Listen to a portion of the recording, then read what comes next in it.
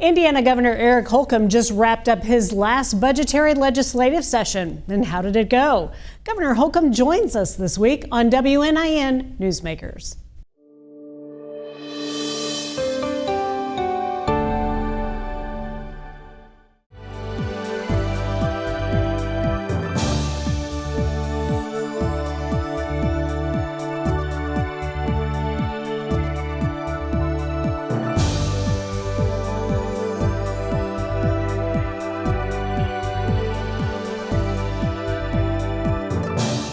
We're now joined by Governor Eric Holcomb here to talk about how things are going halfway through his second term as governor of Indiana. Thank you so much for joining us today. Great to be with you, Amy, and with the WNIN audience.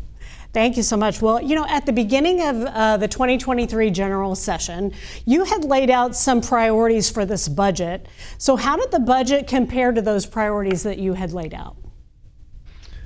Well, it was almost close to a perfect overlay. When we announced our agenda early on in January, before the members came back into session, it was described as a fairly ambitious agenda, and that was by design. That was on purpose. That was our intent, was to make sure that we weren't slowing down, but that we were still trying to take it to the next level on multiple fronts. And I'm glad to say, grateful for the cooperation and the support in the General Assembly for not just the dollars allocated, but for the programs, initiatives that they were assigned to. And so we have unprecedented investment going into public health initiatives, into educational support, K through 12 public education, into community development, into public safety, a number of fronts that we're in need of not just extra funding, but structure, et cetera. And now we have the tools and the resources to get about that work over the course of the next, at least while I'm here, 20 months. So is there anything that's in this budget that you personally are particularly proud of? A number of things. One, and it's a long list too, because again, our agenda was a long list of to-do items. Really, it was a blueprint for how we sought to help the state grow. But, there were a number of issues. Law enforcement salary increases have been discussed and talked about for years and years and years.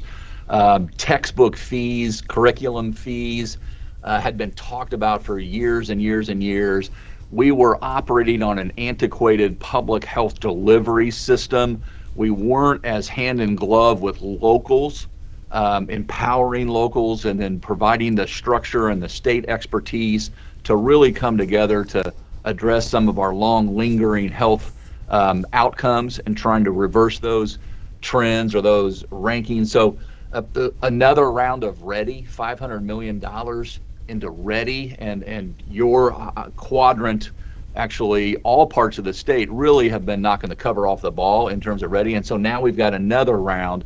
So we suspect there'll be billions of more dollars coming off the sidelines to match that $500 million investment. But, when I think about the educational increases, plus 10% into public education, this was more than I had lobbied for in the beginning, and I was on the high end of it. But as I said at the very outset, we're going to wait till that April 19th budget forecast, that revenue forecast came out, and then we would adjust accordingly. And true to form, we did, and we were able to allocate more dollars into very key areas in our state to help us grow, and growing we are. Very exciting to see that infusion of cash into many of our local communities who really need those funds to grow and to develop. So how much of a surplus is Indiana projected to have this year, and what happens to those funds? How do you plan to utilize those? Yeah, great question and good problem to have. Right. I'm reminded by some states around the country that aren't in the similar position as we are. We project it, and it's always been stated by the different state credit raters, there's three main ones, that you should have about 11.5% in reserves and cash surplus to weather different cycles or storms that may, be blown across the country. and we'll maintain about 12% in our reserves. And so we'll want to.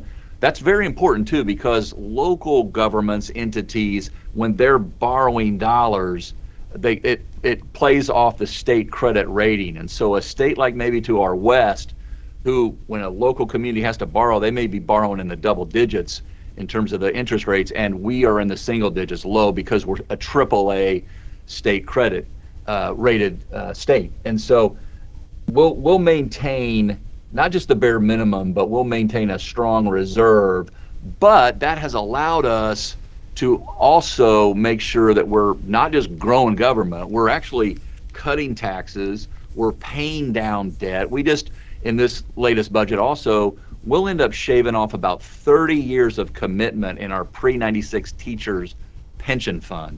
And so we would have been paying off into 2060, and now it's 2030, 2029. Wow. And so having that cash reserve allows you to be very proactive about your overall balance sheet on both sides of the ledger, expenses and revenue. So Indiana's a very diverse state. We've got heavy manufacturing down here. We've got a lot of agriculture, a lot of economic development in some of our larger cities. How do you balance the needs of such a diverse state and where you place the funds and those types of things and the priorities?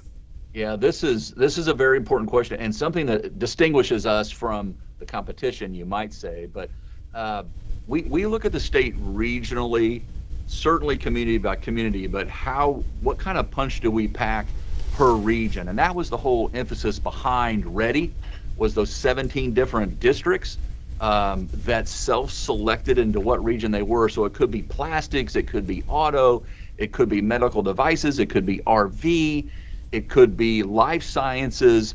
We really do agriculture, logistics, warehousing, et cetera. We really do, when you look at the map, offer so much because of our location from Evansville to Angola and from Jeffersonville to Gary and every place in between.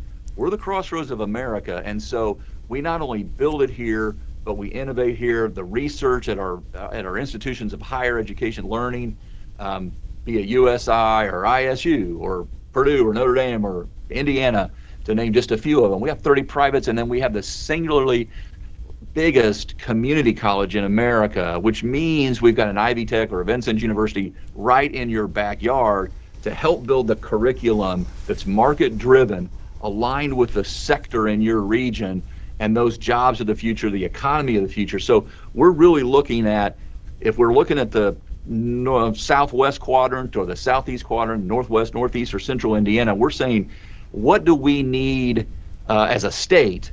What do we need to do to partner with that region?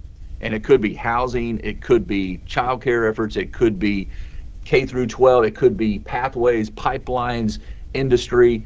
How do we continue to build strong communities? Because if we're helping families get stronger, that's helping a community get stronger, that's helping the region, and then therefore the state. And but that partnership and the regions is where it all starts. And that's where those dollar figures are allocated, be it our airports, our interstates, infrastructure investments, you name it, fill in the blank. They're really like pieces of the puzzle. Mm-hmm. And we're trying to snap it all together to make each region or community the strongest it can be. So let's build upon that just a little bit. What do you feel like is one of the largest challenges for our state? Is it talent attraction? Is it some of these quality of place issues? What do you think? I happen to agree with both of your examples. They're probably 1 and 2. I would maybe broaden it out or add some detail to both of them. But yes, talent, attraction. And if you dig deeper, I would say it has to do with the health and the skill level of our workforce. And so how are we providing the skills that are relevant to those jobs or the economy of the future, making sure people have awareness and access to those skill providers. And that could be learning, critical learning in elementary school, that could all through K through 12, computer science, STEM, areas of expertise, going into a career directly right out of high school or pursuing your education, getting their certificate or credential, making sure that those really those pathways and those pipelines, as I mentioned earlier, are there in place, and not just there, but they're accessible. And I would say that, I have some other concerns. Obviously, technology is a double-edged sword. AI is predicted to displace, some people are saying 80% of the jobs in the next X amount of years. And so we have to make sure that folks aren't left behind, and the way folks get left behind if they're not skilled up for the economy of today. This is an enormous global challenge, and certainly Indiana is not immune to this change in the economy. I would also say that we have to remain an attractive place to live, work, play, and study, and hopefully retire, stay, and that will require our population to continue to grow. Boy, you asked for a list of things. I would say misinformation increasingly is a concern. When I look out and look at the radar and see what trends are coming, certainly misinformation, while it's always been around since the beginning of time, because of technology and the ease to spread, that's a concern. Cyber attacks is a concern. So I've got a list of, I worry about what Washington, D.C. is doing every minute of the day and how it will affect Indiana. But first and foremost are what you said, actually, and that is people and our places. How are we investing in people, in their health and their wealth, and how are we investing in quality of place and quality of life? And we're fortunately able to do both because we are, as a state, growing.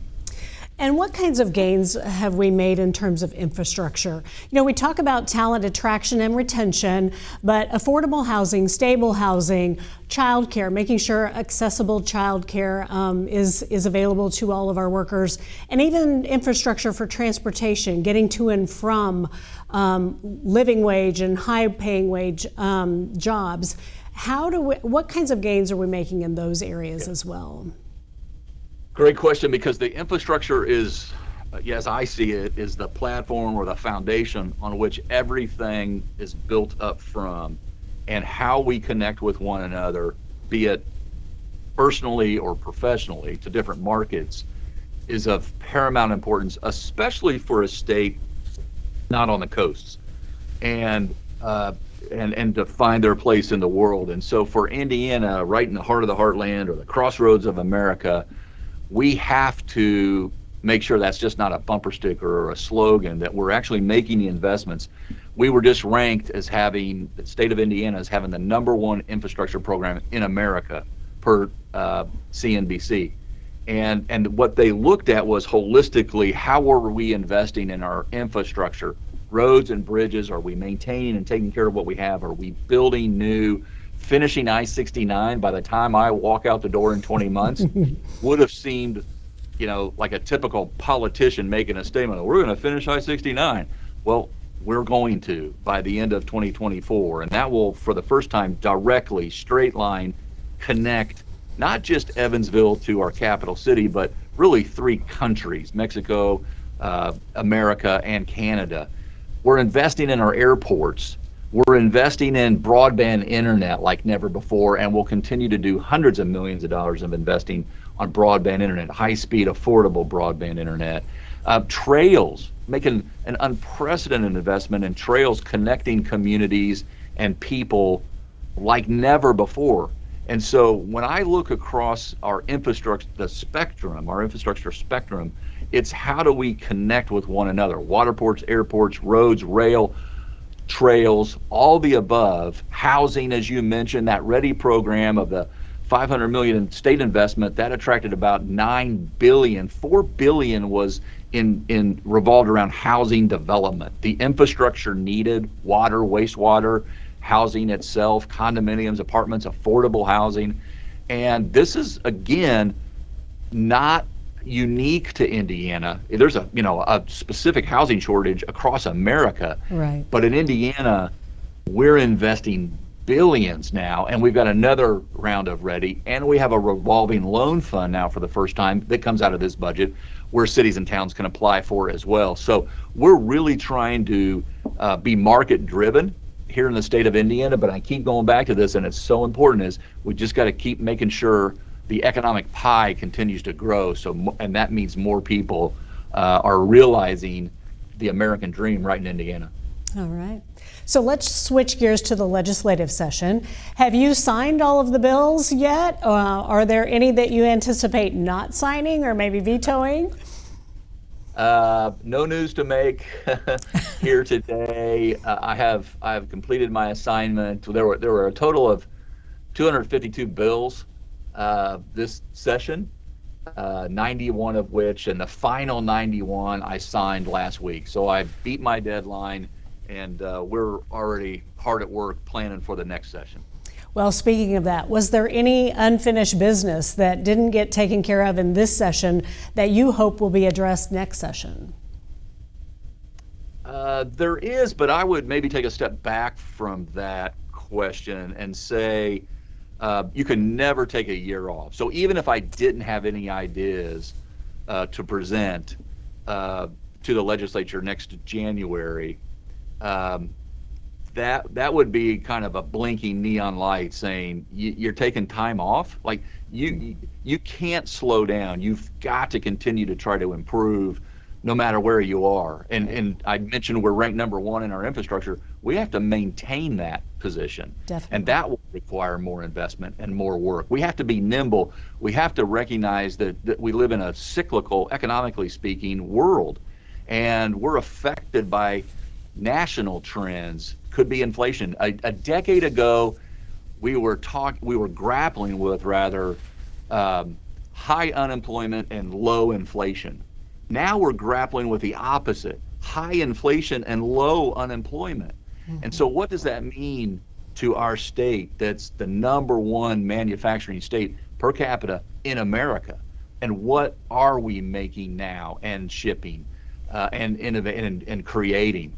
And so those are the questions that will constantly require us to make tweaks, to offer new ideas, to adapt to the world as it is.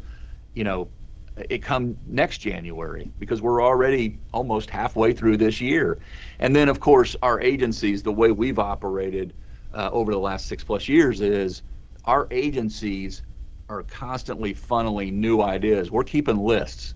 And we're saying, this is what I need to better compete, to better deliver service to taxpayers and citizens.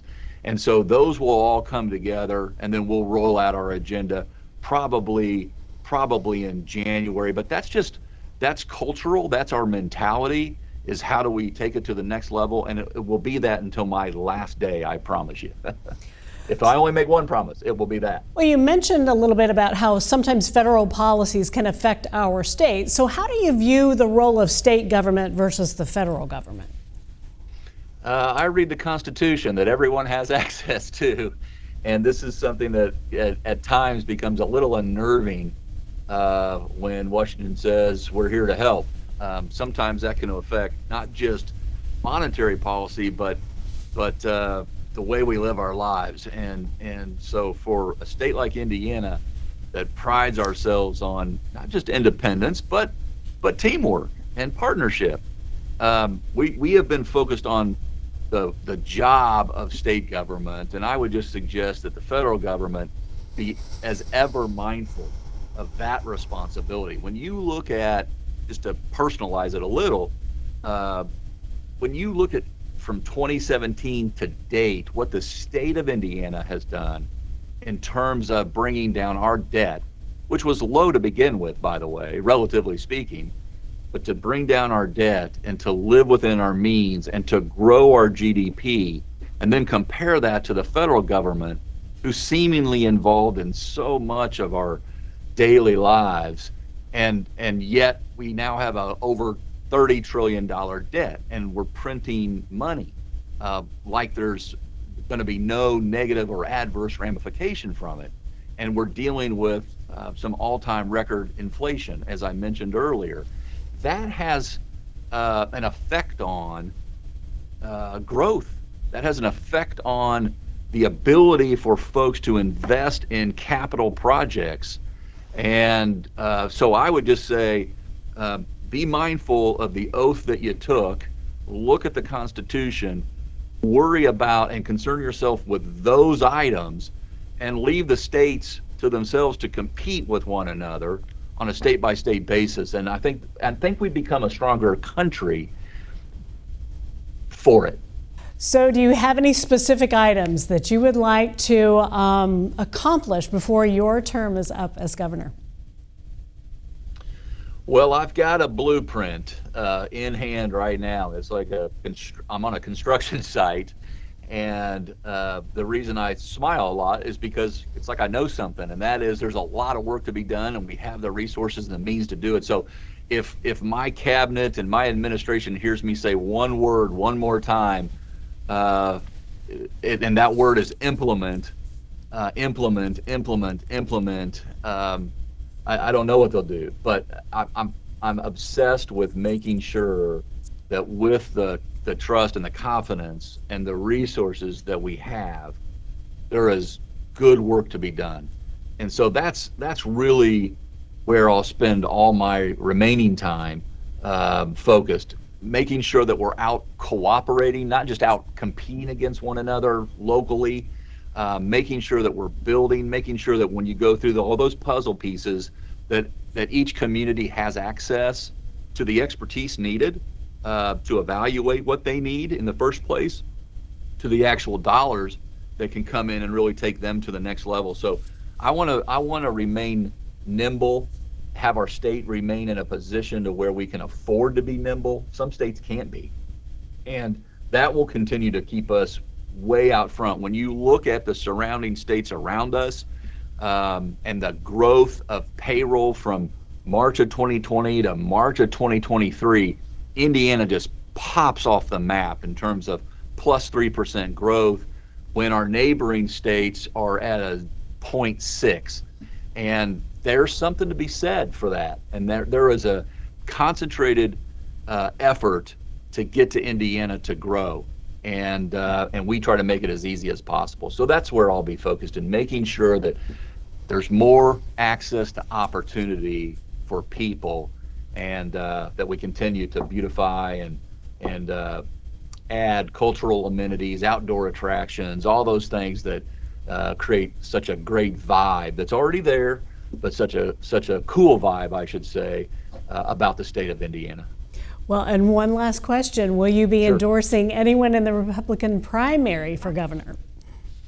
Well, I haven't. I need to decide what I'm going to do in the near term, and I'll be making that decision. We've got a big race coming up on Memorial Day, and I've said that I'm going to get through the legislative budget session and then get through the month of May, because there's so many things going on. And a lot of people have been thinking about ideas for me. I haven't been. I've been focused on the job that I got, and mindful that hopefully that will lead to the next job. But there's time for that, and there'll be time to get involved politically as well. Obviously, I know everyone that's running, but there'll be time to get involved for myself and for others. All right. Well, Indiana Governor Eric Holcomb, thank you so much for being with us today. We appreciate all your time and all the great information you've shared. Thank you very much. Great to be with you, Amy. Next week, we'll be discussing active aging and the Indiana State Games. Thanks for watching WNIN Newsmakers.